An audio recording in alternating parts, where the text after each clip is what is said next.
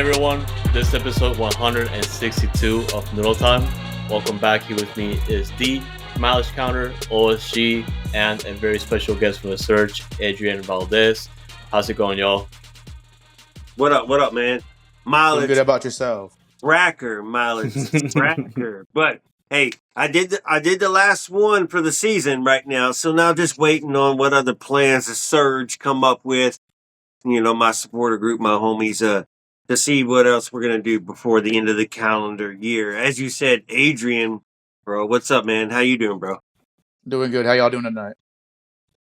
Well, it's starting to miss the Dynamo, but there's definitely plenty of things we can talk about with the offseason starting and all that. But thankfully, we do have the Dash kicking a ball still, and yeah, just a lot of soccer going around, a lot of life going on as well. So, oh man, excited for tonight, honestly, because there's a lot of news we have to talk about. But OSG, how are you feeling tonight?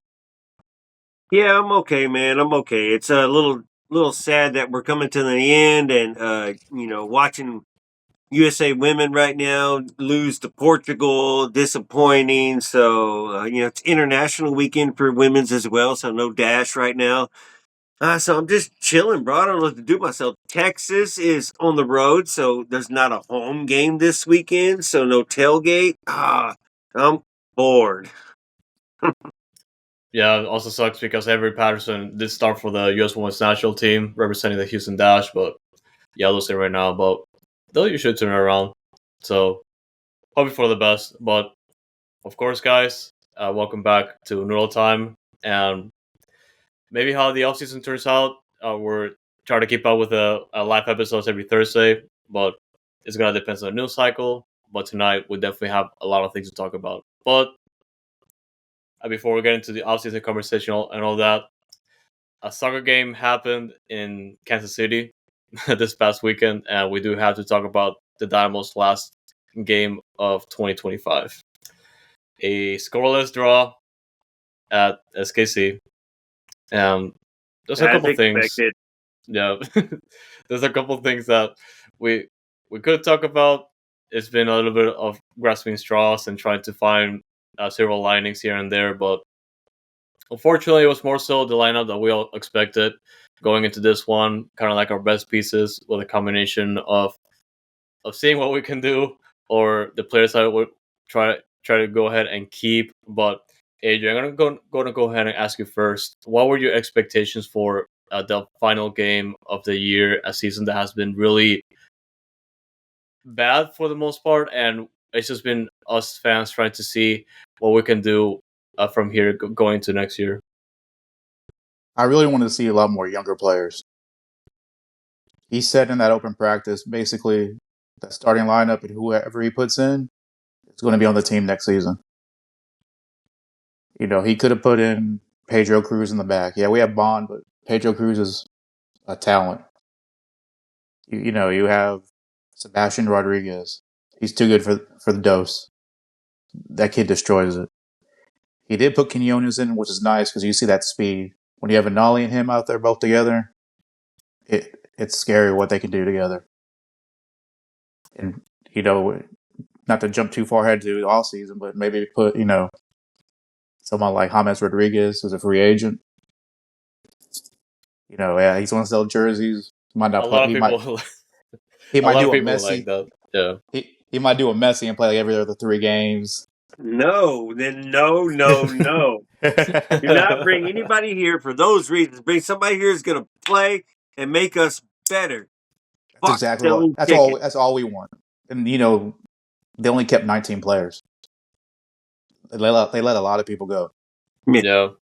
And we're definitely gonna go through the players that were let go a little bit more in depth. But just going back to what you mentioned about the players starting and the expectations for the players that we're trying to keep for next year.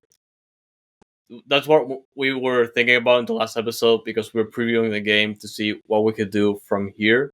And the easiest thing you could do is to provide those opportunities to the players that, of course, are on the bench, don't get enough minutes, and especially that's something that we really didn't discuss that much. But those players, of course, they're in the offseason mode right now. and you could even tell we do have a ton of good players that on all facets of the roster that we have. They could definitely be players that we could look into and start to get more involved because we do have the talent coming up from those.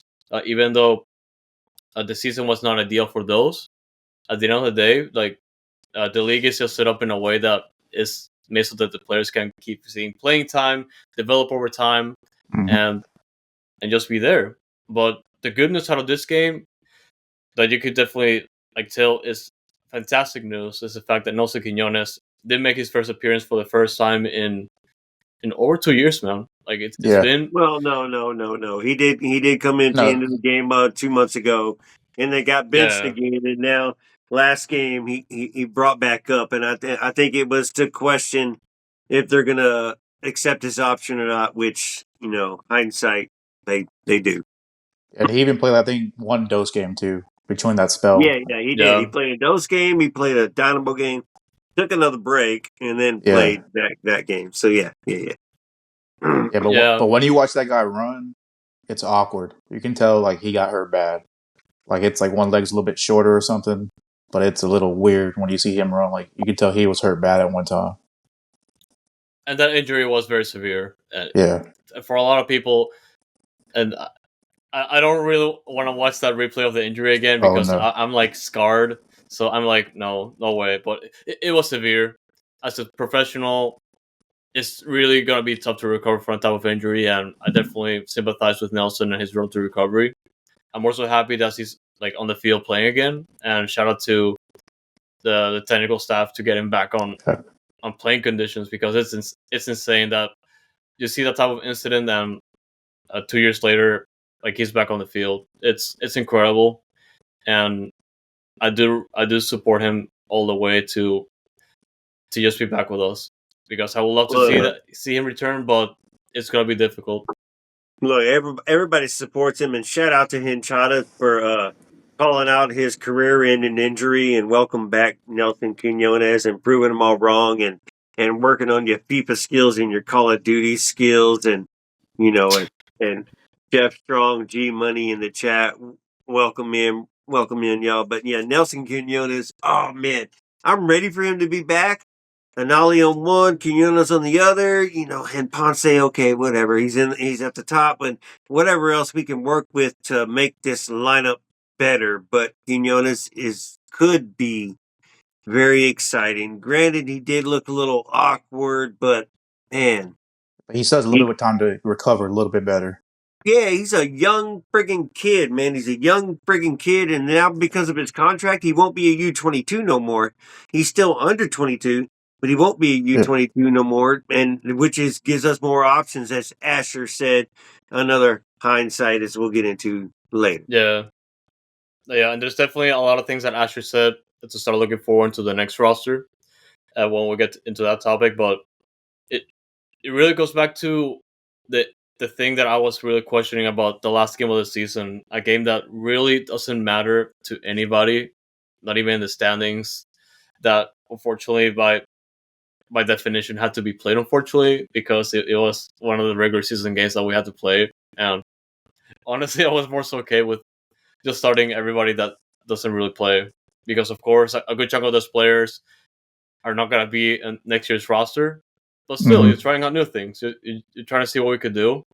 And the one bad thing I wanted to say about this game is that I saw a stat from one of the guests we brought over in a previous episode a long time ago that covers Sporting Kansas City, and I was really flabbergasted at the fact that they have not recorded a single clean sheet since July at home, and we're the first team to get him back on the scoring sheet to end the year. So I'm like, I know it's the last game of the year. I know we're not really trying or showing up, and of course we had that offside call that was supposed to be a penalty. Which, by the way, I don't know who was offside. I don't know what happened there, but at the end of the day, we didn't once again provide a lot of chances at goal, even though we had a couple that I thought we could have.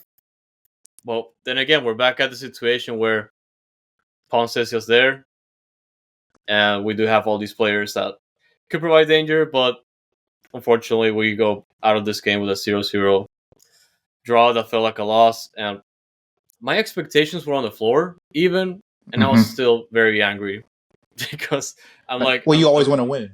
You always want something good. You always want a positive. I always But want a positive, yeah. Especially on the road this season, it was more of a positive than it was at home. Yeah, and it's worst home record in team history. Mm-hmm. That we have never lost 9 games at home until this year. On the road, like we've been like, going back to last year, winning, like getting all those wins, and just going to playoffs that way. To now, it's kind of like we lost some momentum in a way, and really, I'm so ready to move out of this game because it's like so meaningless at this point. But I want to hear OSG's thoughts about this the game, outcome of this game. Yeah. 0-0. Totally kind of, I mean, did we expect to win? No, I don't think we expected to win. We were hopeful because it was on the road. Old rivalry at SKC. We know SKC is a tough place to play, but 0-0, boring game. Neither team had a 1 XG. Both were under, and both scored 0. So, well, I think we had more shots on target, which is amazing. But man, same. It was, bro, bullshit. Good thing the defense played better. SKC, I think, man, I feel like their XG should have been better than ours. I think their scoring opportunities were better than ours. But I was watching the highlights because we were busy with the dash during the live game, so could not watch the Dynamo live. I had to go back and just kind of watch bits. But man, what were you doing? Defense was better. So we're expecting Carlos, Villacinco, Dorsey. Hindsight, come on to the show later. Talk about on the show later. And then Andrade on the left. So that's our defensive. That's the back four. So they did a good job. Dude, Arthur's back. Reigns did a good job. McGlynn is what's missing right there. Holmes started. Linger. What are we doing right there? Anali is Anali. We don't even, we could talk about him all day, but Ponce is Ponce. We're not improving the offense right now. So, man, that's our starting lineup going into the next season too. As right now. As right now. But that's what we have to grow off of. Man, but that game sucked, bro. That was such BS. Hopefully we could have got a win or at least like scored. Yeah. But nothing, dude. It was BS. The highlight of the night was watching Memo Rodriguez on the bench. Mm-hmm. Yeah, they keep focusing in the broadcast, and I was like, it's good to see him that he's having a career still in MLS, but yeah, I hope he's doing okay. But the positive was seeing Brooklyn come back because he did well with the U.S. team. He showed he can do a lot more than what Ben has him doing right now. He was playing box to box. He was scoring. He was doing assists, playing defense when he had to. It was nice to see him out there to come back, and maybe Ben will let him, run a little bit more next season. Definitely, Brooklyn Reigns, of course, returning with from the Under-20 World Cup with the United States, and also shout out to Lawrence Denali for being one of the finalists for a Comeback Player of the Year in MLS. Like if I'm going to say it again, if we have a team MVP, first of all, we should not have team awards at all whatsoever this year. But I mean, Lawrence Denali deserves it. No. Because when he came back, it was a different team. Yeah, they want to play that possession-based type system, but he stretches that defense so you have Ponce making the run, or if he can hold the ball up, you have Linger running off of him. And then, I don't like it, but you have Dorsey going past, Holmes or McGlynn out there, basically being another winger. It stretches that team out. It makes them tired, which gives Ponce the chance to score. He didn't, but with time, it should improve. Look, Adrian, when the defense was good the past couple of years, where we were setting the records with the points and Ben was doing well, the defense was solid and dependent and didn't give up shit. So the strategy worked, the tactics worked, the formation worked for Ben. Right now, you're getting pushed and you're pressured so friggin' much that his strategy doesn't work, and he doesn't have an answer for it, and he just sucks it up, Buttercup, and just tells people in the press conference, "What are you asking? Move on. Next question." I'll Pretty figure it much. out later. Yeah, We're I'll working figure on it it. out. We're still trying to figure it out. Game 33 after post match. We're still trying to figure it out. You fucking And retards. all those injuries didn't help Bond. Having a different line every game, sometimes two different lines during one game, doesn't help you out there. You learn the more you play with people, you learn their little ticks, and it's hard when someone else comes in or he was bringing Femi in as a right back or a left back randomly. It doesn't help them out. It makes it harder for that keeper to do his job. Adrian, you're right. And just a big quick shout out, Andres. Designated podcast players podcast brought us on to talk because we were one of the eliminated teams. So you get to talk about us as the season ends, and what went wrong is what the name of the episode was. And we got to answer, we got to talk, and it was about 22 minutes long. And me and Andres both got to give our opinions real quick. And defensive injuries was one of the main topics that we talked about, and we kind of led with it first because it basically started with Mikhail in the late sale. So, y'all, if you have a chance to go listen to it, Designated Players Podcast, maybe Andreas can throw it in the description down below. But y'all seen it being retweeted and posted, so go check it out and just see if y'all agree with us or not. But it'd be cool because those are friends of ours, and they did preseason, now off season, and we'll plan on doing more with them. And we're throwing those H's every time we do it. Definitely, and we love talking to them because they cover every single team. They bring guests from all these places, which is amazing. And like Leslie said, we talked about the issues with this year, particularly the injuries that we had to try and cover the gaps for, which didn't work for us. And it was a good discussion. I'll try to for YouTube. I'll try to put like a video link like above your screen right now, and also in the description below. So anybody that's listening on audio. So it's a good one. It's a good recording, but yeah, I'm so ready to get out of this game because we do have a ton of things to talk about, particularly the roster. But let's get out of here. Yes. Let's get out of here. Goodbye, 2025. Hello, 2026.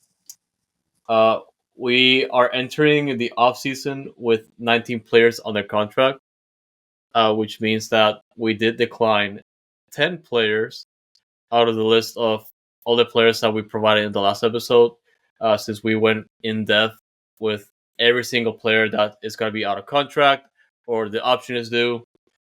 So if you guys are more interested with like the full on depth discussion when it comes to every single player, you can go to the last episode. In this episode, we're going to go through the list of the roster decisions that were made to start the offseason. Because if that's the case, we're going to go ahead and analyze all the players again. It might be 2 hours. We're not going to try to be like over an hour again. But yeah, we're going to start with the players that got their options picked up. And this occasion, we do have 5 players.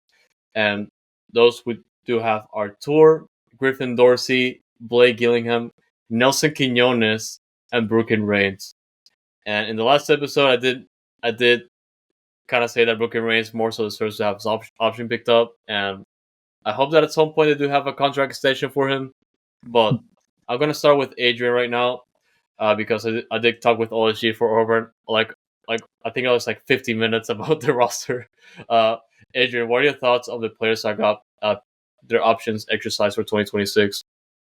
The Blake Gillingham one was interesting to me because if he's going to be the third keeper, that means Pedro Cruz is either staying at Dos another season, or hopefully he could get loaned out somewhere where he plays day in, day out with first team, Mexico, Brazil, somewhere. So that was interesting because Gillingham came in when we needed him. out of nowhere. He didn't expect to play a second of the season. And to come out of nowhere and do what he did, it was great. But now it's kind of like, now we have 4 keepers. What do we do? Do we have 4? Yeah, because it's we have Bond, Jimmy, Blake Gillingham, and then Pedro Cruz on Dose. Oh yeah, Right. More. Well, we're not counting more. So Blake will be second to me. Just real quick before you finish on the other players, but No, you're Blake will good. be second to me, and I think he's just saying like I'm good with being here. There's no other option for me. I'm good with being a backup. We saw last season where 4 keepers played during the season, so there's an opportunity for me if Bond goes down for a minute. I'm young. It'll give me an opportunity to showcase and learn. Cruz stays at Dose and gets every friggin' minute over there, or they switch places. Is what could happen too. But I think he stays with Dynamo and he sits on the bench until he's called.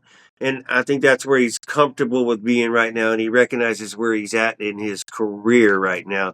And you don't And pass he, up staying on a first team of an MLS team when your other option is probably a USL. you know what? He's positive. He Yeah, could be sitting there pouting the whole time. yeah. I don't know how he is at home, but he's positive. I saw him.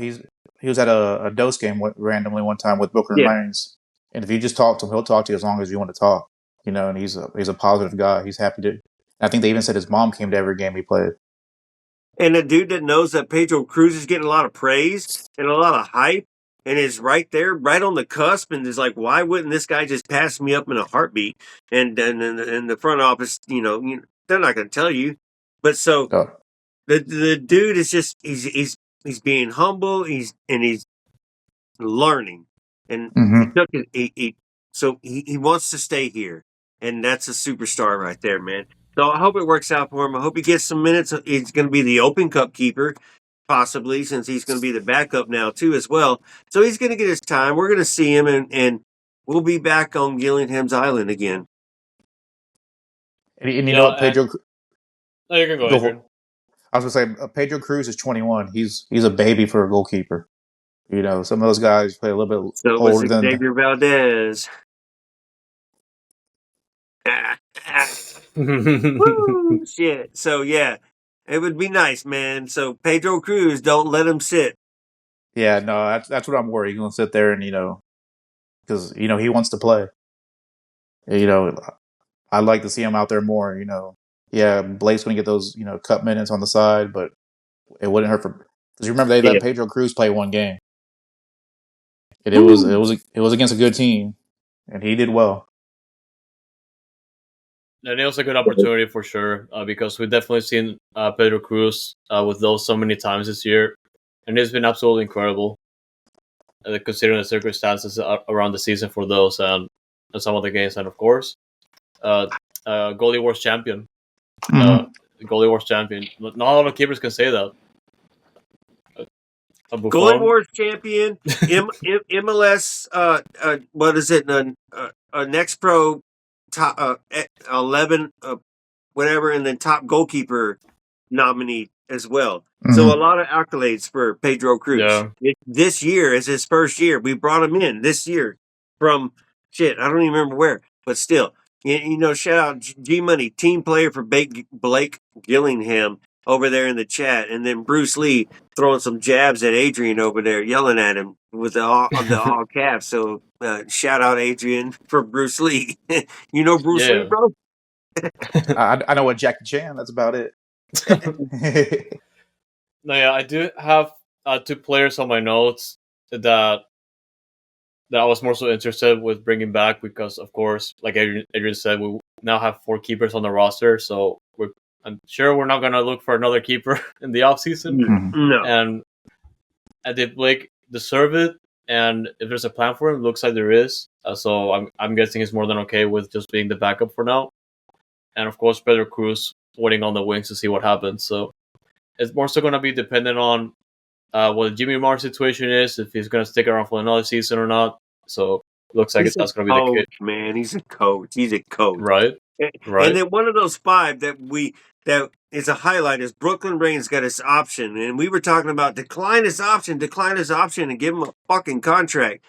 Give him a real contract. Well, just accepting his option, and you probably told him, it's like, hey, we're going to give you a new contract. Give us a minute. Yeah, Let's figure out everything. Let's, blah, blah, blah. And we're going to get you a new contract. So his extension is coming. That's going to be a 99.9% guarantee. I leave that little door open right there if you can see it. Because 100%. you don't know what they told him. He goes, hey, just take this for now, see what we do in the offseason, who we bring in, and then we'll get you your money next time. And he's getting he's getting his money. He's getting his money because he's sold. He's going to be sold. He's getting his money. So there's no doubt about it, man. And it's the only smart move to make. Nobody's taking his spot. You might bring somebody in, but nobody's taking his spot. You're going to continue to play the kid.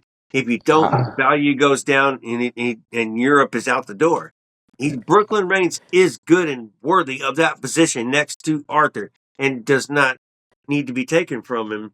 You better bring in somebody good that everybody's okay with taking from Reigns. Because what was the last talk? I think it was somebody in France was looking at him.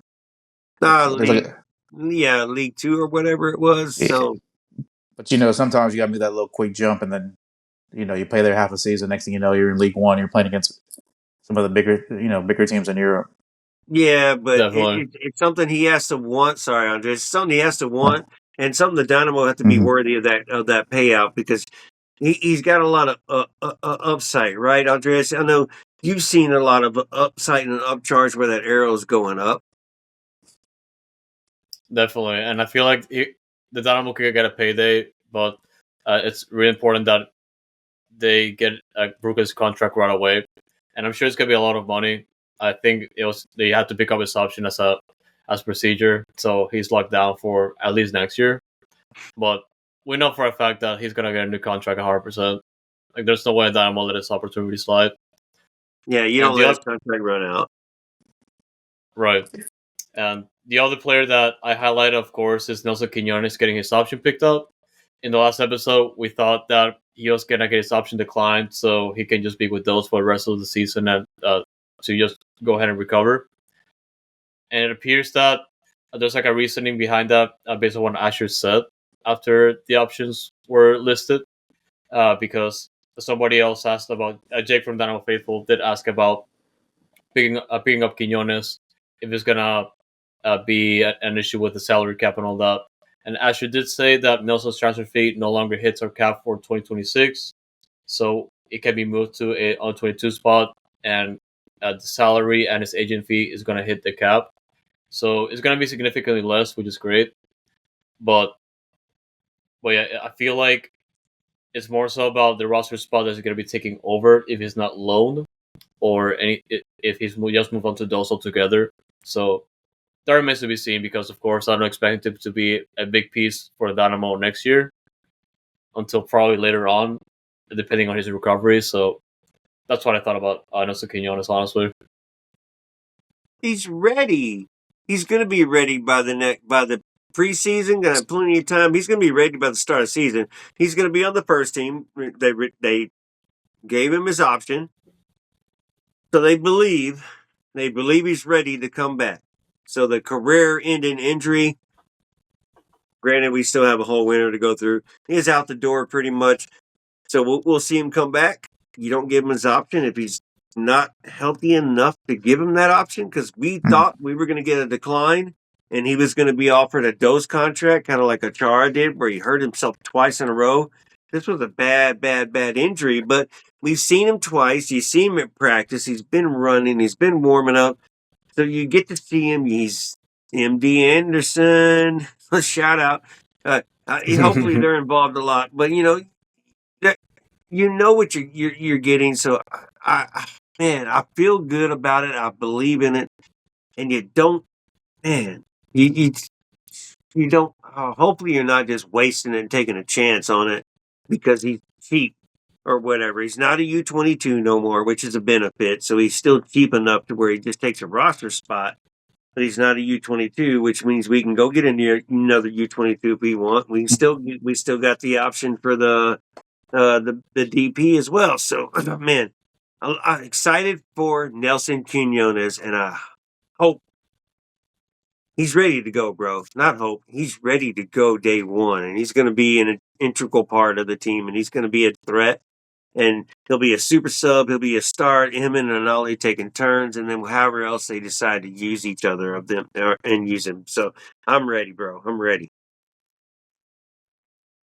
Yeah, like it's gonna be an interesting road to recovery, but if the Dynamo aren't fully invested in Nelson Quinones, I'm definitely happy to see him back on the field because I felt like I'm not sure if they're gonna probably be getting another winger to try and expand like Houston's chances of being more threatening offensively speaking. But at least that's what I thought. But it looks like yeah. I say don't forget Thomas Wisner, that That's right. that we signed. They put him on dose so he could recover. I keep forgetting about that. I keep forgetting about that because that was like so out of nowhere. Random thing. Yeah, it was a random signing. Like, why are we getting this guy? Unless they felt like he's going to come back quickly. And I thought about it too because it was kind of like, this is the perfect Dynamo signing. Injured, free agent. What more could you ask for? But I keep forgetting about that. So that's interesting to think about now because maybe like he's like for Thomas, it's gonna be for those still because of the recovery. I don't know, but yeah, like it's interesting to think about. So those are two of the three players of the five. Yeah, isn't he right back too as well? He can play it. Yeah, he can. Yeah, he can play back. He's more of a right midfielder, right winger, but he can if he has to cover. Kind of like Dwayne Holmes can play right back if he has to. He can do both. Right. If McGlynn needs a break or gone on national duty, whatever. Okay, yeah. Cool. Or if you want to play that 3-back system and have him as the that right winger instead of having Dorsey out there, that's that option. Making what? Kind of how the U.S. team are doing right now with that that 3 center backs. Right. Ben changed formation. What? Not. Yeah. Not unless he has to. Yeah. Jim Money did ask that question, and I feel honestly that remains to be seen because like he still has to recover from injury and settle down. But on the right, somewhere else, maybe that's what we think he's gonna play on the right. Yeah, he's right-footed and basically a right winger. Like he doesn't do the let's put him on the left side so we cross it with that. Either using Jack on the right side using his left foot, or Anali on the left using his right foot. Maybe don't forget Ben is evolving and has something new for us next season as far as his style. Maybe that's why we got rid of that analytics guy, the head of analytics guy, that flies the drone all day long. Taylor Carpenter. Yeah. Sorry, bro. Was I not supposed to say your name? Carlin Carpenter. Yeah. Shout out to him and thank you for the good times here in Houston. Of course, the trophy, a lot of the analytics that go behind the scenes kind of go noticed, but we do appreciate his efforts. Good luck with whatever's next. But yeah, those were the players that got their options picked out. 10 players are not going to be back for next year because their options got declined for 2026. And those are going to be Steven Anor, OSG's own Obafemi Awadesu, Ethan Bartlow, Eric Dueñas, Michael Halliday, Sebastian Kowalczyk, Damian Lowe, Sergio Santos, Daniel Steres, and Junior Urso. They're not coming back, guys. And we did have the discussion in the last episode. I felt like only a few players had a chance to come back, but it appears the Dynamo are just ready to move on in a different direction for next year. But I'm going to start with OSG. What are your thoughts? And are you going to miss any of these players going out?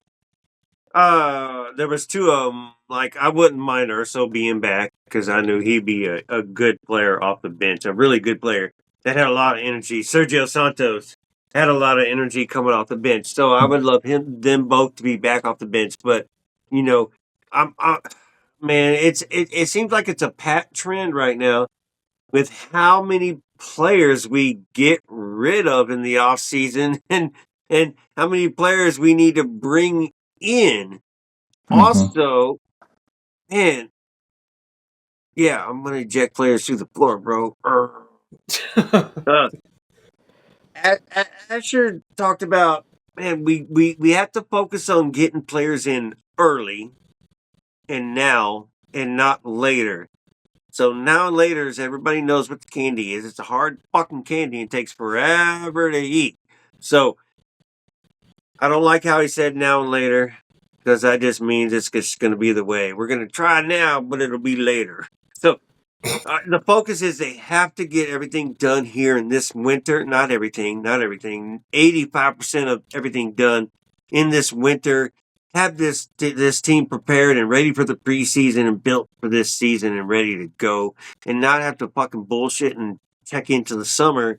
Like, all right, the summer, which this time brought us nothing after so much promise. So, man, we're going to be focused and keeping an eye out on what Asher and Pat are going to do this offseason. Big time.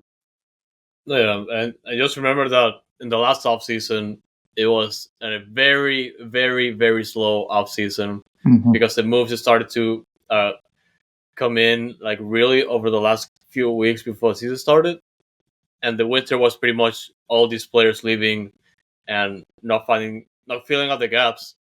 And at that point, we were like, okay, they're probably going to be taking a stab with the players because of issues with the salary cap and all that. But it kind of feels like it's going to be that type of offseason that early on they're going to start filling out the gaps, which, by the way, is going to be great. But these certain players are leaving. Of course, most of them are. I feel like those were moves that had to happen, but we're also missing out of experience here. But Andres, real quick, Colby, I don't follow him on YouTube. He pops up with my fucking FYU page on TikTok. Femi does. So I don't have control of it, bro. I leave my location on as well. So he pops up on my. I can't control the algorithm, man. Colby, you're starting rumors.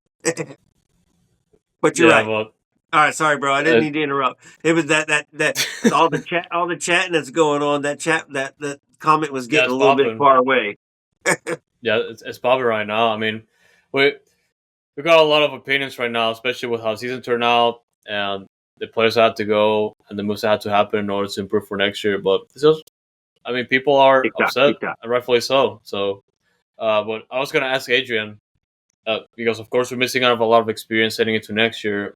But at the same time, this kind of has to happen in order to improve the team and fill out the gaps that were really missed to start the season last year. But really, what are your thoughts about the players that are getting their options declined for this offseason?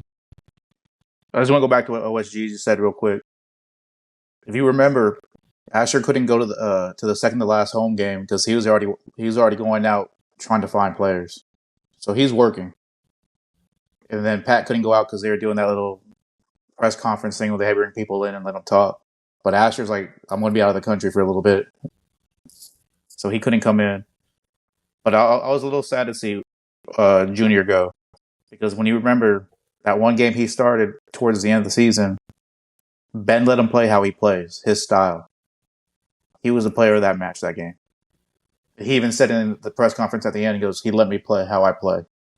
So you can tell he was just like telling him, hey, just stay back, hold. That wasn't his style. He was an attacking midfielder, basically. Kind of like how Iniesta was back in the day when he got a little older. They brought him into the back, but he still controlled everything from back there. I was sad about Santos leaving. You could tell he played with his heart everywhere. Yep. He if you did just minutes played, he did better than points they did. He played defense. He was bodying up people. Even when they were losing, he bodied people up with no shame. He was putting himself in there to win. And the last one, I was a little weird about Lowe. He's a Jamaican international. Goes out there. They call him out every time. And you can tell in Nashville he was upset because he didn't even make it to the field. He was in the stands. I was there yelling his name. He waved back, but you can tell he was on his phone. He's probably just messaging, his agent or somebody. You could tell he was pissed off sitting there. Like, it's one of those things. Like, I don't think he didn't want to sit by anybody. Like, people kept coming in, he kept moving back and away from people. Like, he just wanted to be alone. To me, that was a weird signing. We didn't understand that when we talked about it. We don't know why Damian Lowe didn't get 1 second, and now we declined his options. He had 2 years options Had two Yeah. options. So we declined them both, basically. So that's crazy, man. That's crazy. So Junior wasn't happy, and Ben didn't use him. So I don't blame. I don't blame Damian Lowe, bro. That's fucking good riddance, and thank you, Damian. And we wish you luck, bro. I hope you find it. And I know you needed something too because of what you. Because I don't remember if he was playing much or doing much, and he needed a resurgence, and he came here for that and didn't get that opportunity, and we were asking for him and called for him sometimes too, because everybody wants Ortiz on the bench. Now we want him cut, and then he gets signed. Yeah. Because where did Lowe come from? Wasn't it like Saudi Arabia or something like that? Something. He was a free agent. He But was. Yeah. he last played in the Middle East, but like it's Yes. But even Yeah, then, yeah. like you're on a horrible team and you're barely playing. It kind of tells you something about him. But Right. he's still a Jamaican. He's still a Jamaican international. Even scored Yeah. when he went out to in one game. Like he's still playing right now. So it was kind of weird to me. But MLS Yeah. rules, can be crazy too. Yeah, and he scored with the national team while he was here with us. It was I feel ugly, like but he scored. he scored. He still plays for a national team. He's facing CONCACAF opponents. Yeah. And it's significant. Like, you brought him over as a free agent, of course. It's a free agent, which could just be hit or miss. But at the same time, if you bring it over for a reason and he never gets to play, it's very upsetting, especially if he gets subsidy decline. At that point, you're like, why do you bring him over? Why spend the money on him? Right. You're paying that contract or something. Honestly, like, it feels very odd. And the one that kind of just, the two that I feel like it could have probably helped us for next year were definitely Junior Urso and Sergio Santos potentially returning, and it looks like they're ready to move on to the next chapter for that. Of course, Urso seeing a lot of significant minutes in the season and providing coverage for Artur. And Sergio Santos, the game against San Diego, just bowling out off the bench. I feel like he could have been a good presence coming off the bench, but could be an So issue. it's a Probably. sign that Asher and Pat said they're going to go out and they're going to do something, and that's a sign that they're going to do it because you're replacing those people who we're confident with and believe in, but you do need to improve. So you need to bring in some starters and put some of them starters that are currently starting on the bench, and let's make a run. So that maybe that's what the sign is, right, Andres? More likely, like, if it was declined, I feel like it had more so to do with the salary more than anything, because it could have. It's gonna be used. It has to be used in the off season. Like, there's no way around it. It has to be. And then, real quick, with Olisanya, he's coming back, right? He still has 2 more years with us. So, what'll be weird is if we loan him out again whenever he starts the next season. So, I'm hoping he's going to be a part of the team next season because he can be somebody that helps Ponce out and pushes Ponce and gives Ponce a rest. Exxon Arzu, sitting on Dose, ready to come up to behind Quinones. Got a lot of spark. So there's opportunities there, but, just what can we do with them? And do you believe in Ben being able to get the spark out of some of these players? Definitely. And like I said, a lot of players leaving the team, but of course he can present himself as an opportunity because of the salary that's going to be available and going into this off season. So it could be something good, or it could be something bad if the players that were letting go. It could have potentially made a difference here in 2026. But we do move on, and we also move on to the players that are in discussions Oh my to God. stay with the team.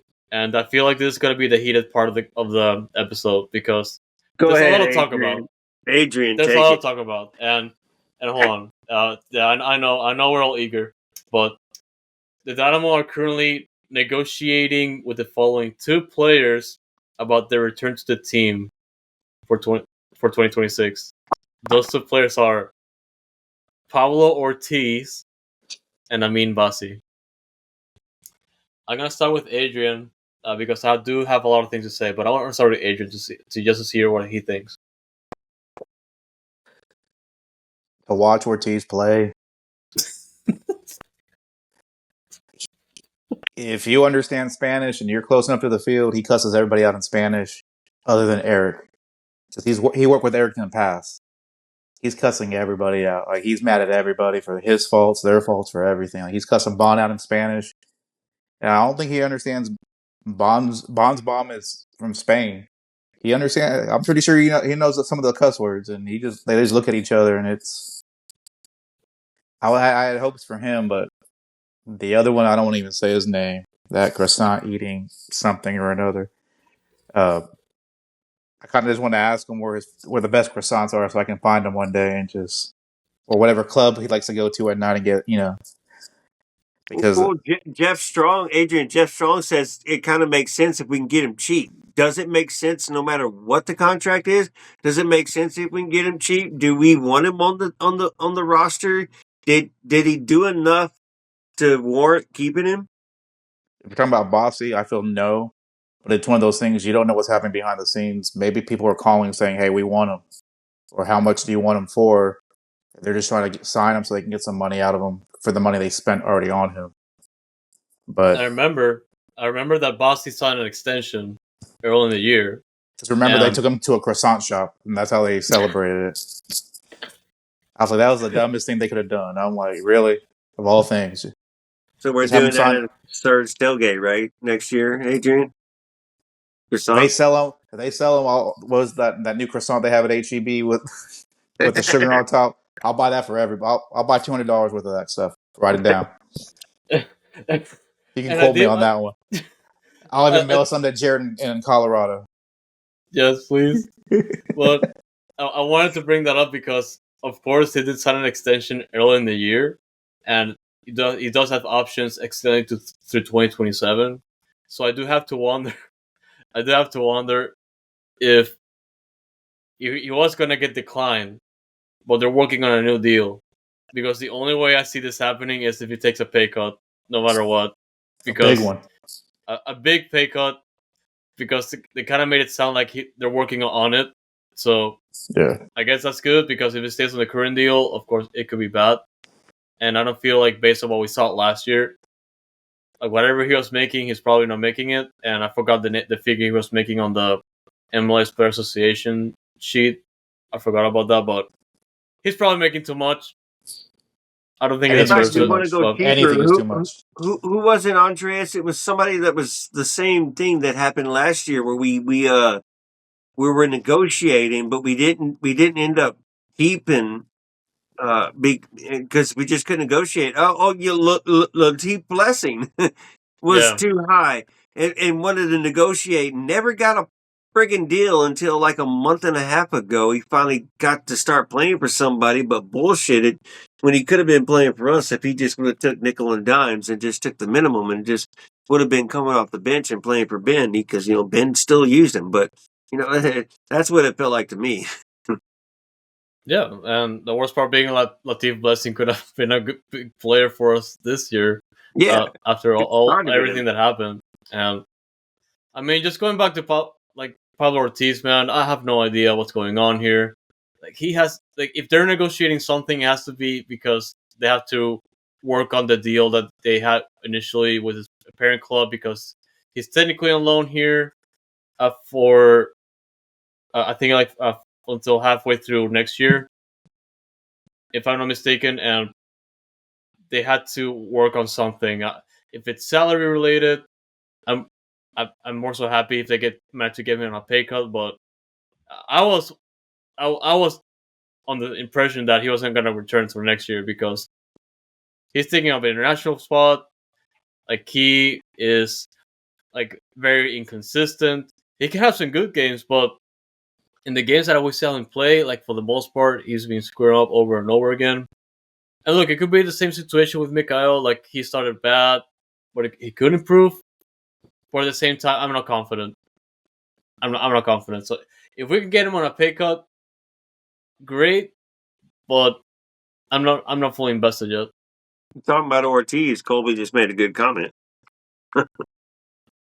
Yes, and they should be negotiated to pay for us for him to pay us for a spot on the team. I think that's the negotiation right there. Look, nope. Everybody is surprised that Ortiz is given the opportunity. And yes, shout out Jeff Strong. Blessing is on the same team that Sargent was on at Lexington in the USL. Lexington did all right, and Sargent got a lot of time. He'll return, and we'll see if he's gonna continue on with Dose. And he's a left-footed left back, so he could be somebody that backs up Andrade, and maybe someone that just takes up a bench spot, and we only use him in situations when he's a bit, when we can afford to use him. But he's somebody who's can come in and give a lot of energy, and he gives a lot of good crosses in too. So he's somebody who got a lot of experience over at Lexington this season. And talking about Sargent, yeah, he started 27 games. I think it was not 27. He played in 27 games and started 19, I think it was, or 20, 21. So yeah, dude, he had a good season, and it looked like he had a good season. 5 assists as well. 5 assists as well. That's pretty good. Don't forget to mention that shit. So yeah, so man. No, so Sargent did a good job. So we'll see what we do with him. That'll be something curious, but maybe look for him to take up a roster spot and be behind Andrade. Yeah, I feel like that's possible. And yeah, of course, like we just mentioned, Sargent is under loan and still under contract, so he's still a technical Dynamo player. But honestly, like the way things are going, like he deserves to see more playing time with Lexington. And whatever happens in the preseason, man, things can change for sure. But I feel like he's going to be right. They didn't make a decision about him yet because he hasn't returned yet. So we don't know if he's going to be on the team next season or not. And probably not, granted, on the numbers that we had this offseason. And offseason is only 3 days old. 4 days. Yeah. And Colby did ask about Franco Escobar, and that's the other segment I wanted to go to because we do have players that are going to have their contracts expire. And one of those players being Franco Escobar. And the other 2 players are Gabe Seagull and Adrian Valdez. In the last episode, we did discuss it because we felt like these were players that they were going to be let go and let the contract run out. Particularly, of course, Tarbell being injured is not going to be ideal. So I wish him well with his recovery and whatever he does next. And Gabe Seagull, we did talk about it. I feel like I don't think it's worth renewing a new contract or anything like that. And Franco Escobar, the mysterious illness that happened for the last 2 months was levositis. I wasn't okay with that initially because early in the season you could tell like he was very engaged with the team. I felt like he was the second captain, just because of how vocal he was, how he held everybody accountable for just making their mistakes, and honestly, especially when Eric was out. He was there because we all know Artur is not the most vocal person out there. Yeah, and it sucked because I felt like it could have been useful, but it looks like he's ready to move on. Yes, maybe he hurt his thumbs, playing video games all day long. Yeah, okay. Streaming, yeah. Hey, look, dude, it's kind of stupid because we asked for Escobar to play center back at some point. Ben could have used him as center back, and you see Escobar play that center back role late in games when we're trying to push and score another goal, and we're playing that 3-back, and Dorsey's holding up high or whatever. You see Escobar playing centrally, so you know he can do it. So why Ben wouldn't do it whenever we were in need of a center back to save the season? He didn't do it. He bullshitted, and Ben, hopefully somebody stepped on that brown bag in front of his house and stood there and watched when he opened the door and smiled at him and made sure there was eye contact right there. And I hope he smelled it all. But, dude, Escobar could have done so much, and we were hoping that he would return, even if he was only used as an outside back. Andrade, Dorsey, and Escobar rotating, those 3 rotating. I'll take any 2 of them every single game, whichever 2 you tell me he's playing. I'm down. Let's go. And then the other one's on the bench and comes off. great substitution, like for like, but whatever. I'll take it because I count on all three of them every friggin' day of the week. And then, as you said, Andres, Escobar brings some friggin' passion to the game. Maybe Yep. not in the role of a captain, but he brings that passion, and he's yelling at the referee, and he's out there. I'm sure Adrian can hear him too, cursing as much as friggin' Ortiz. But at the other team. You're correct. Right. Yes, and everybody that is not on your side.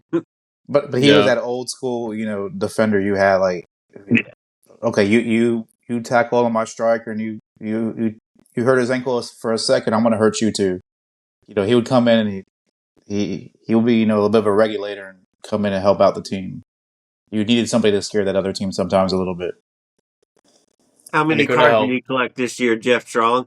He didn't collect as many, and it is a problem. But oh shit, there's one that just popped up right there automatically. 4. Hey, yeah, there you go. Yeah, but good point. But I'll take that. I'll take that part of it. It's like you want that pit bull in your team. You need somebody to have that fight for you. Like I said, especially with our tour being so quiet, you want someone to basically be that captain without being the captain. Maybe just be like the top player that they could bring in the offseason. Because you never know. You got to remember, Dorsey was a winger. They moved him to defense because he couldn't cross the ball. You never know. You'd always move him back up top there. Mm-hmm. Then that means we need 2 more center backs. If we don't sign Ortiz, or we do sign Ortiz, because you never know. Another left back, maybe another 2 right backs. We do have Nico Ramos, 20-year-old at Dos. Yep. He needs to gain about 15 pounds of muscle, but he's already playing, in South America in the adult leagues. And then we have Gavin Wolf. He's 17, but that kid that's a thick boy right there. He can muscle up with grown men right now at 17, like 25-year-olds. He can handle them. It's just he needs to play. That's the problem. He needs more time. But as a 17-year-old playing with Dos and starting, you can't complain about that. Definitely, and as long as he's playing, getting that time to develop, that's all I ask. And we do have a ton of players, like we said earlier, a ton of players on those that have a high ceiling, some good potential, and as long as they keep playing, they're able to fulfill that and develop over time. It's going to be great. But yeah, man, those are like all the players that left the team. Now, that's a long list, so we do have a reset. We do have that reset coming in, and Asher did make a few comments, like I said earlier, a few comments after the list was officially published, and he did mention that reality is that we fell short of expectations this year, and we need to do better in 2026.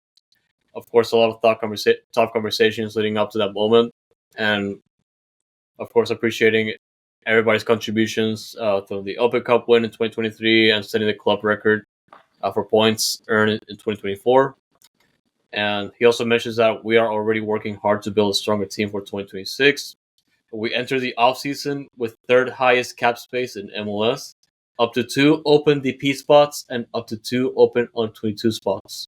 And we will be aggressive this winter to start strong next February. And it's definitely worth some encouragement as a Dynamo fan just to hear that, because there's a ton of potential to make a lot of moves, especially if they're able to fill out the 2 open DP spots, which is great. But we kind of been burned in the last offseason, so we have to see a lot of moves. Not 2 weeks before the season starts or 3 weeks before the season starts. It has to happen now. And of course, injured free agents do not count whatsoever. But I'm gonna go with Adrian first. With all that we know now, with all the resources that we have, what do you expect of this offseason? Keep my hopes low. Because we have a lot of gaps to fill. It depends where they're looking, because, someone threw out there, like, somewhere else, I think it was on Twitter or X, whatever you want to call it, James Rodriguez. Yeah, he's a free agent, but what's he going to do for the team? Yeah, he's going to sell a lot of jerseys, but that's probably about all he's going to do. And then they say Weston at Juventus, Doesn't mind coming back to America. He played for Dallas. I'm sure he misses Texas. I wouldn't mind getting him either. But it's that those fees. But people forget. Like we also went after what was his name, Alan Saldivia out of Colo Colo, 23-year-old center back. He starts for that team as a center back, 23 years old, going to turn 24 next year. I think in September. So he's young. That's a good backup for Eric. He's not getting younger. Antonio Carlos not getting younger. And they're both slow as can be. So we need a little bit more speed in that back line. There's a lot of people we looked at. It's a crazy name to say, but Conrad De La Fuentes. Y'all remember him from Barcelona. Yeah. He plays in the second division now in Spain. Barely plays. He's still 24. American international. So he's not going to take up an international spot. He needs to play somewhere and get better so he can make money somewhere else. Why not use us for that? He's on loan right now. If they end that loan, he comes with us. Wouldn't be the greatest signing, but it's kind of an Asher signing too. At the same time, you're like who? Exactly, he's a Dynamo player. He's a perfect fit. Perfect. Adrian G-Money said it right. Major moves is what we need this offseason. And the reputation that Pat and Asher have right now is we don't do major moves. Our scouting network is looked for the mediocre player with a lot of potential or a player that had a highlight but has been moving down. Needs to trend back up, and we're going to give him that opportunity. But we're not sure if our coach will play you. But come on over, by the way. That's what we're going to do with you right now.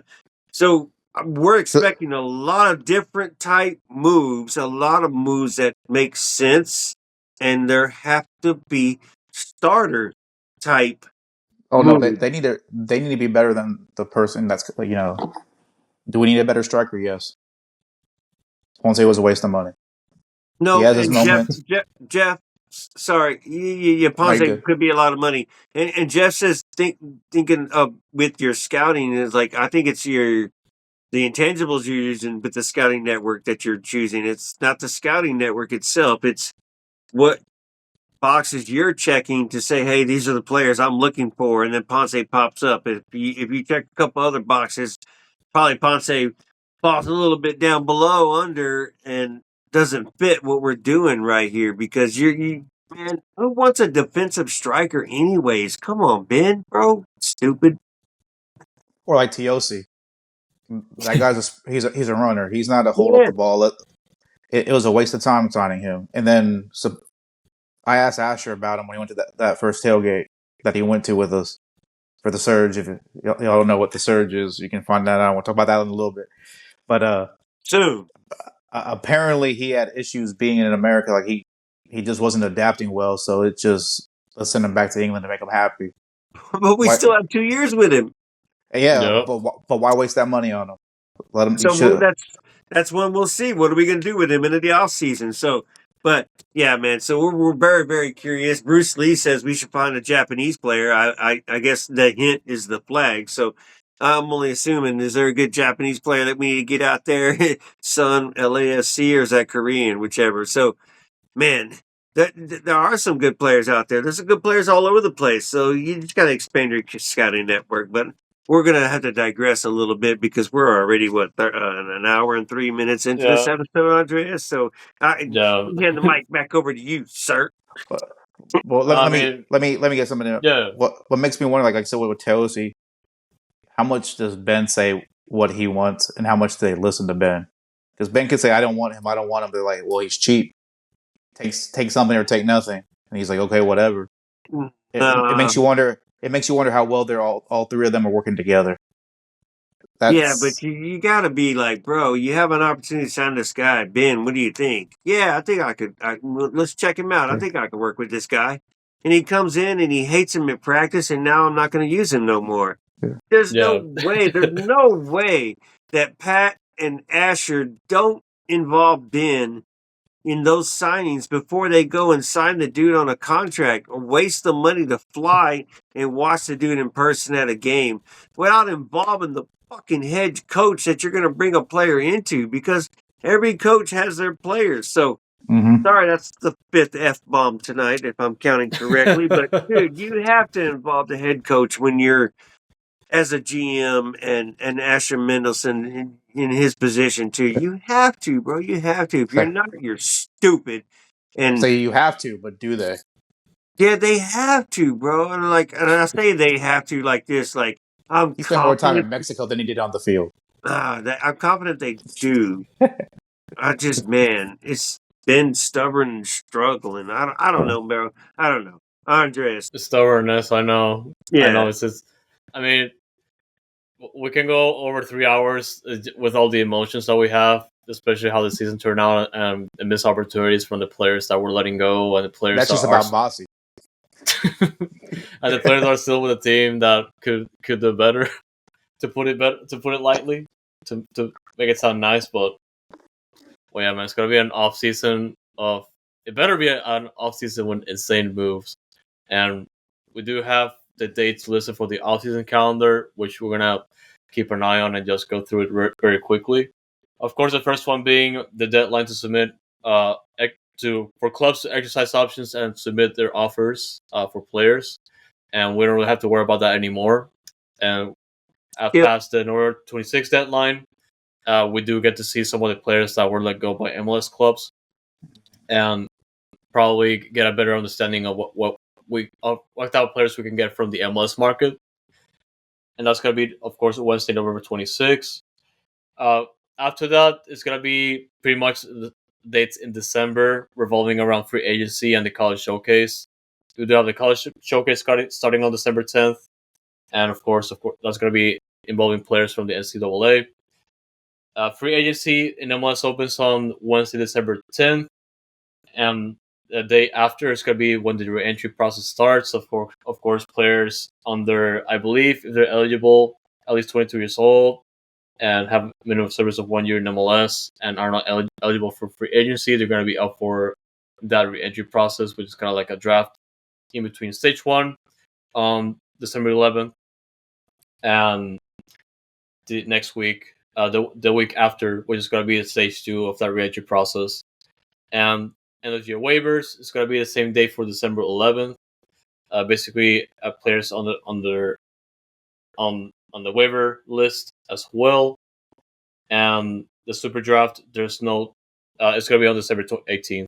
So everything is going to be happening in December, basically, and I'm sure preseason is going to start right around January, give or take. So 15th, that 6th, 15th, okay, 6th, something like that.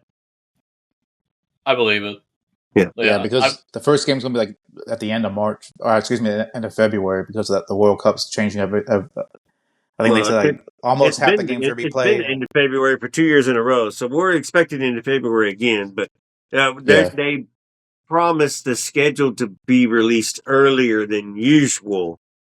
So hopefully everybody will get to make their marks, and we'll see what time they take off for the World Cup as well.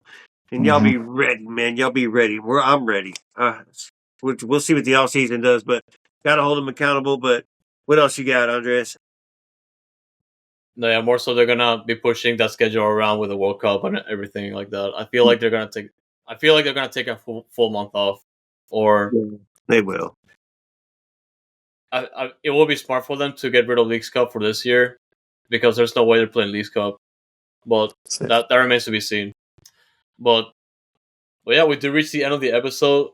But before we close, we're gonna have to get to the third segment here, because it's the end of the season.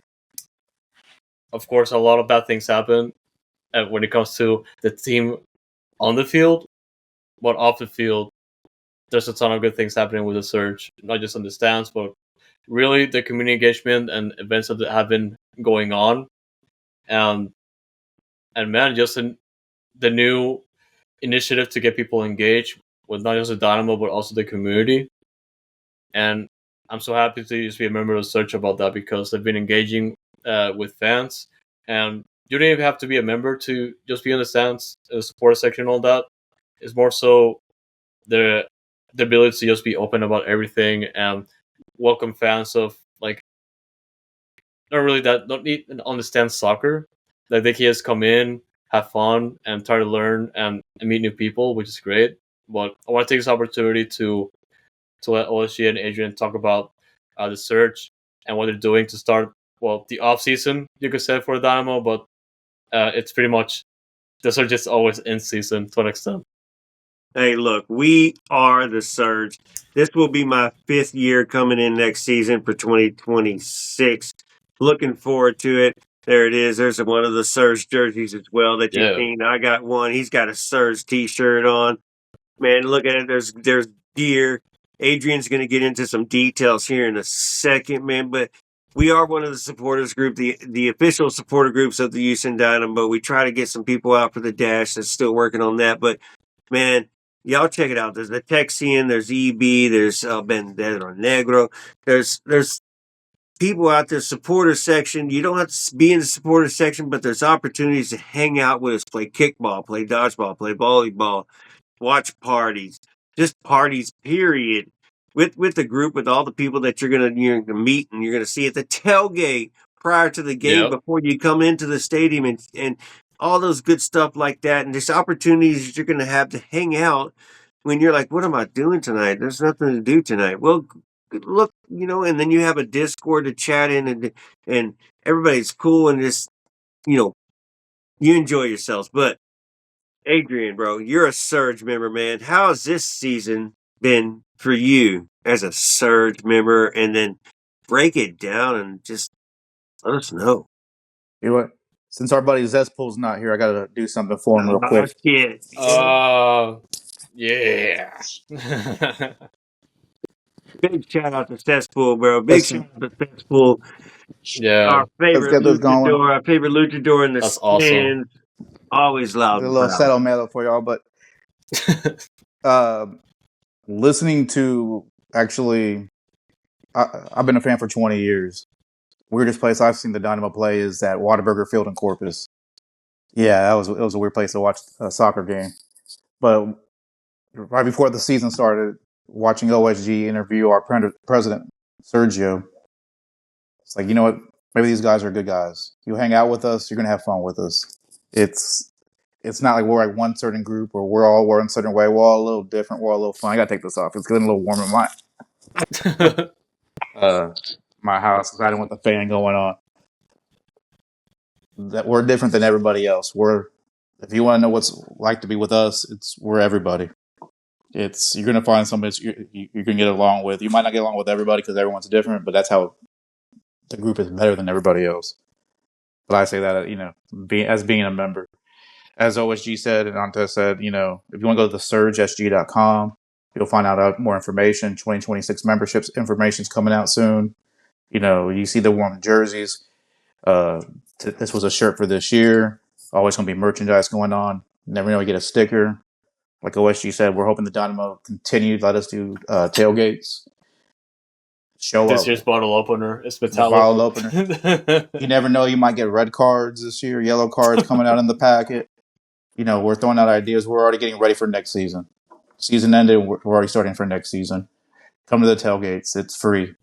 We do ask you bring some beer if you're going to drink beer, because we don't know what you like. But food is free. Someone might dance with you. You never know. Have a little fun. And like they said, you don't have to be in the Hustletown section. It would be nice if you were, because the more people that sign up, the Dynamo are actually going to give us discounts. So that means cheaper tickets for everybody.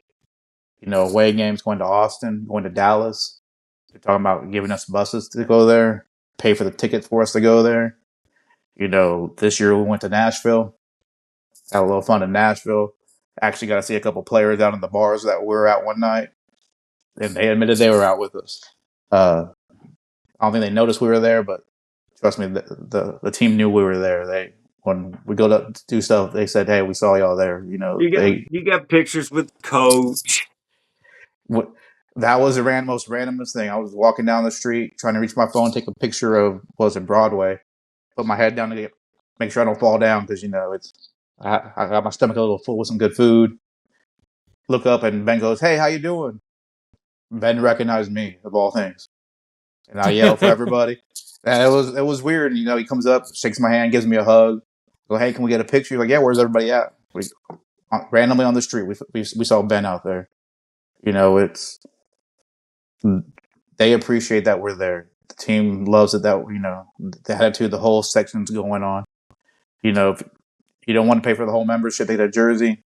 I'm sure we might do a T-shirt. There might be, you know, you never know. There might be a scarf next year. Maybe we'll do our own version of it, like, you know, the terrible towel, the 12th man towel A&M does. Well, There's a Adrian, lot of talk, speaking a of lot of different things. member tiers is $25 for the entire year. $25 get you the Discord, get you the opportunities, get you to. Most of us are season ticket holders as well. So if we can't go, we sometimes we offer our ticket up.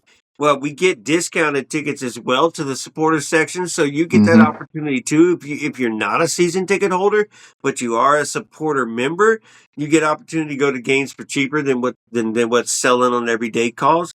Like he said, away days. Went to Nashville, DC last year, St. Louis the year before, Denver the year before. Okay, and then that's as far as I'll go back. So I can't tell you where they went before Denver on the first year, if they did go to one. And then you know, Adrian, they talked about there was a drink you mixed at the last tailgate that might be a staple coming forward too. You know, I don't know. That one was a little strong. You know, it had me a little tipsy working the you grill could that tone time. it down a little bit, but Yeah, it sounds like it was good. and it happened to be orange too by accident. Yeah, by accident. It's By always a accident. coincidence, but it's the truth. Hey, and remember the train takes you to the stadium too. So some of y'all, you're worried about driving to the stadium and enjoying the tailgate and being safe. You know, park somewhere at the Ride and Joy or the whatever they call that, and or find you Park and ride. park and ride. Take you an Uber from your house to a park and ride and just ride the train in and then work your way back to your house however you wish and just come enjoy it and you have an opportunity. We're always 3.5 hours before the game we start the tailgate. We walk in 30 minutes or march in 30 minutes prior to the game depending on the situation. So 7:30 game, 7 o'clock we're marching in. So we're in and we're ready to go by game time and it's a vibe. It's enjoyable. BYOB, like I said, there's going to be food every time, so you get to come eat. There's going to be other groups around us that are involved in the tailgate as well. We don't Just know hang out where with everybody. we don't know where the tailgate will be next season. Last year we were at the Surge Lot. We call it the Surge Lot, right next to tailgate on the north. What is that? East side of the stadium, Yes, sir. across the block from the trail. But there's opportunities now that everything's torn down on the west side. So we may be over there closer to Woodrow's too as well. So look forward to it, man. But there's a lot to learn. And you don't have to be a Surge. There's a Texian. There's EB as well. There's other supporters. So there's opportunities and benefits to it. And man, you should look into it. Come hang Just the out with us. fun. Yeah, come So hang out with us and check us out. And like I said, us is $25 for a friggin' year. $70 the big tier. $75 is a $25 membership plus $50 gets you one of our custom jerseys that we make every single season. That's different and to us. Shout out Olive in York that makes our jerseys for us as well. So it'll be different. This is one you saw one that Andres has right there in his hands. We have others, but like I said, I got 4 so far. I'm about to get my 5th one, and we'll pretty be awesome. curious to what it is. Oh, sorry. Here's one right here. You know, here's one right here. One of those exists as well. So come on, man. It's Surge Lot, man. Surge Lot, bro. Yeah. Surge Lot. You know, Jeff. Just follow the Surge, you know, SG on, you know, Instagram, Twitter, X, whatever you want to call it. I think Thread, TikTok, Facebook, it's all there. Just you can see what we do and what the fun we're having. You know, we're already planning. You know, got a volleyball night coming up. Yep. Talking about going to the Rockets game. Trying to, you know, with their little fan section to give us better deal on tickets. You know, with their little rowdy group over there. Christmas party. Rowdies, yeah. Leadership's already, you know, talking about having a little fun, you know, in 2 weeks and have a few beers and do some strategies during watching the Texans game. You know, it's about, you know, representing Houston and representing yourself. Definitely. Hey, I don't know how much. Sorry, Andres. I don't know how much. What is it? Scouting Sergio and Carlos were doing last weekend at the U of H tailgate. It was 8 a.m. and I don't even know if they remember what happened the rest of the day, but I hope they remember what they were scouting at the tailgate. Yeah. So from there to go to the watch party. After that, at pitch Yeah, 25 with Brian Ching's place, yeah, and then after that we went to someone's house, did a little karaoke till yeah. I don't remember when. Yeah, it was a good times though. See, as you say, good times hanging out with good people where you just enjoy it and everybody's just chill and you're having a good time. And then that's what we're about. We're a family without being blood. And, it's different age group. We got people like OSG and myself. We're a little bit older. Yeah, people even kids go there. We have little temporary tattoos for kids. If you want your kids to look a little savage some days. We all try to have a little bit of fun. We're trying to incorporate the kids more, so that people will encourage to bring their families with us. Have some If you, snow cones available too. I know a Right. truck that's really good. I might try to get them to come. Yeah, and there's always activations, not just when it comes to the tailgates, but there's always something for everybody in the family. Or It's like you say, really, you follow us on Discord. You might see messages about, especially today, about basketball. You got wrestling. You got somebody who's there that likes what you like. Trust me. Yeah, and like they said, you don't even have to be at the games or the tailgate to just enjoy the entire thing, because it goes past the stadium. It's pretty much everything It's around Houston. the community. It's It's Houston. Houston. Like they bring in ideas, they execute, and they make it happen. Because of course they just mentioned going to Rockets games, volleyball, kickball, dodgeball, like anything that they get up and they get together and make it happen. Because at the end of the day, that's what the community is all about. And if you guys want to check it out, of course, the searchsg.com is a website, but Mm-hmm. the search SG, they have the same handle in all the social medias if you guys want to check out the pictures and what they're all about. And like Adrian said, the membership plans for next year, they're going to be posted on the website. But of course, I'm going to be, I should just retweet the search stuff a lot, so you're not going to miss them on Twitter. But the handle is at the search SG if you want to check all their social media posts and all that.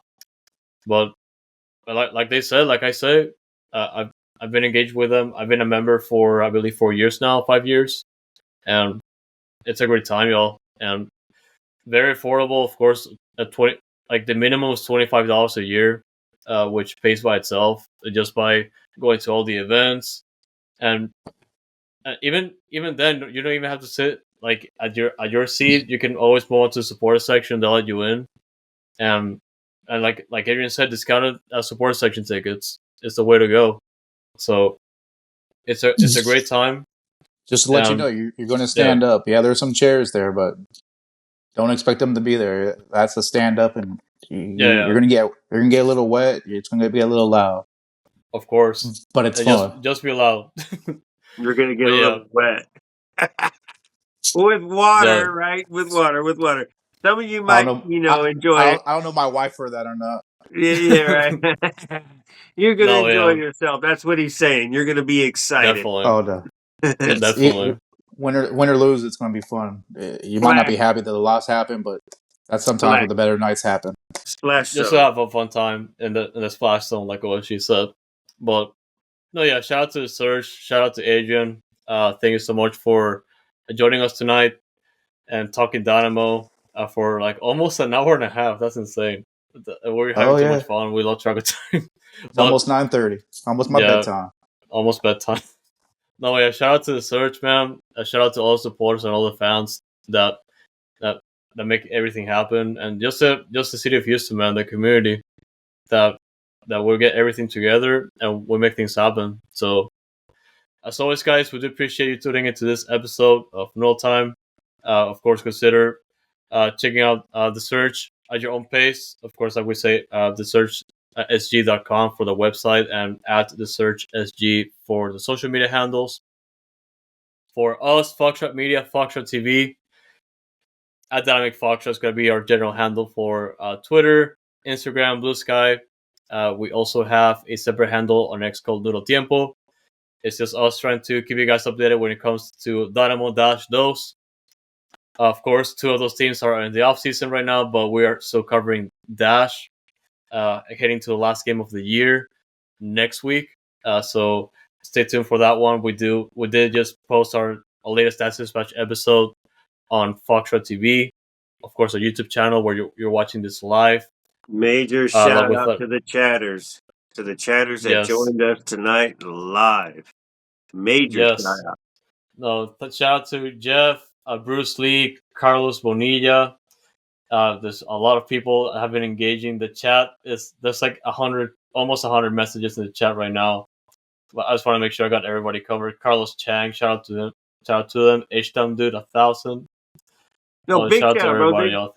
They help. Colby, make shout out to Colby. Part of the show too. Like whenever we see their comments, obviously when we see their comments, it's a little bit delayed from whenever we're live, a few seconds behind. But we see your comments and we try to comment on them as much as possible. So that's, man, shout out to y'all for participating and being here with us. And bro, H is up to all y'all out there that come in and support us, and we'll see you on the other side. Shout out to everybody. Shout out to everybody that tuned in live over the course of the episode, and shout out to everybody that has been engaged in the comments as well, giving us questions. And just make sure you share this with all your people when it comes, if they follow Dynamo, Dash, soccer in general, and give us a like, hit the subscribe button. It helps us a lot with the algorithm, and we're trying to hit our subscriber goal. I think we're still a little bit under 330, but once again, we do appreciate you guys for helping us reach our milestone just yet. We'll go way over from here. We do have a lot of things planned out for next year, and man, I look forward to the things we have planned for you guys, and we'll be announcing it soon. But before we go, we still have the password. One more reminder. I haven't stolen it yet. The password for the Albert Feliz bobblehead giveaway, which is going to be secret, and only the people that follow all of our content, everybody. This is going to be a giveaway for you guys because we do appreciate you. The password for the giveaway is Rashid Olabiji, one of the Dynamo GOATs. Rashid Olabiji is going to be part of the instructions that I'm going to be sharing on Twitter very soon. So here it is. It's in the box. I promise. I do have one over there on my desk, but the other one is right here. So, but yeah. Before we go, Jeff, where's Lisa Cat? He's outside. He's sleeping right now. Because I'm recording in my room, but he's outside. But he hasn't been knocking on my door, so he's probably asleep. But nobody interrupted tonight. Nobody interrupted or walked in your room. Yeah. No, yeah. Alright, guys.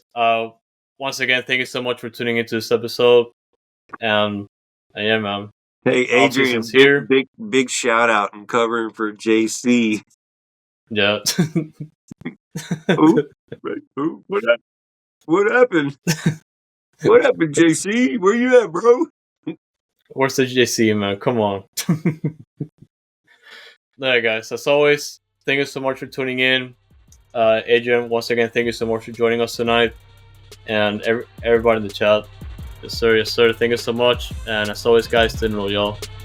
H is up.